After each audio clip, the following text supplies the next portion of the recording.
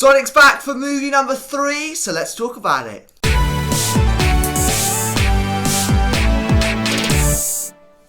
Hey, welcome back to the video. It's a brand new movie review. Today I'm talking all about the brand new Sonic movie, Sonic the Hedgehog number 3, that dropped in cinemas in the UK on the 21st of December. Before I start talking about it, as always, just a friendly reminder that these are just my thoughts, so don't let this dictate whether or not you decide to go and see the film, because you might go and see it and feel totally differently to me, and that is okay, because movies aren't made to cater for everyone. So without any further ado, let's start talking about it. And I have enjoyed the first Sonic films, 1 and 2.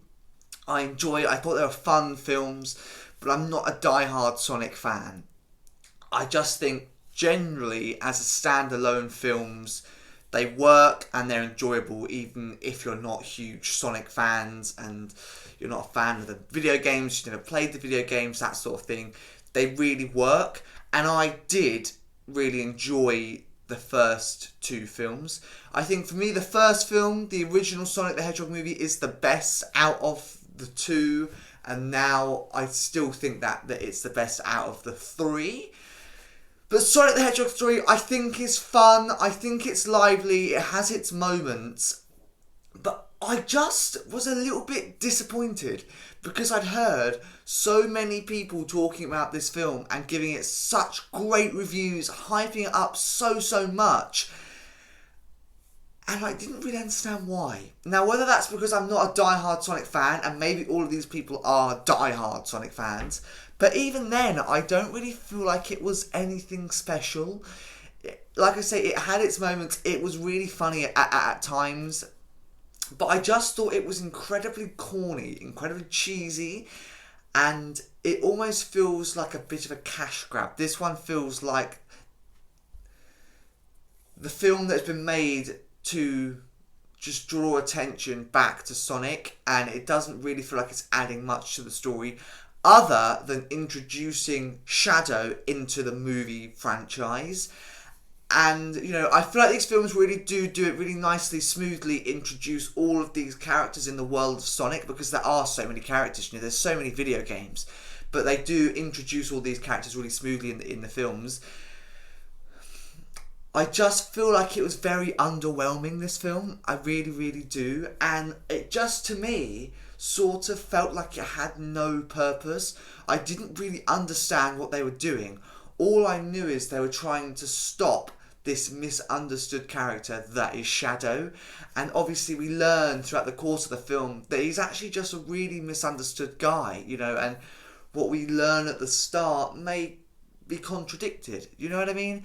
And there are a few plot twists. I don't like to spoil them, but there are, as with most films, to be quite honest, there's plot twists in every film, to be quite honest with you. But there are, again, in this film. I'm not going to spoil them. But it is a really nicely presented movie. I just think it's quite long. I did feel it was a little bit dragged out. Again, just short of a 2-hour runtime. To me, feels a bit long. Jim Carrey does a great job again. I believe this is his last film. I think Sonic the Hedgehog 2 was meant to be his last film that he goes into retirement for, and then he came back out for Sonic the Hedgehog 3. This is a nice film, I think, for him personally to wrap up on, but also for his character, but I just feel like it's an appropriate end.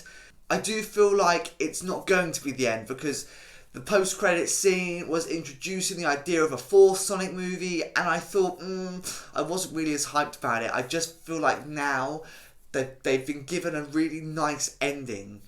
And, obviously there's so many more things that they can explore, the amount of characters that there are. There's so many more avenues they can go down, and, they could make 15 Sonic the Hedgehog movies, couldn't they, really? Because there's so much that they could do with all of these characters and all these video games that have been created. But I just feel like there needs to be a stopping point, and I just feel like they've done as much as they can now. I do feel like, now that they're introducing the idea of a 4th Sonic the Hedgehog movie, I do feel like it is a bit of a cash grab now, and I feel like they're just starting to milk the Sonic character. Has a great song, the Jelly, I don't know, what's his name? Run It. That's the name of the song by Jelly somebody in the end credit. That's a really great song. I really like that. It really works with the Sonic film.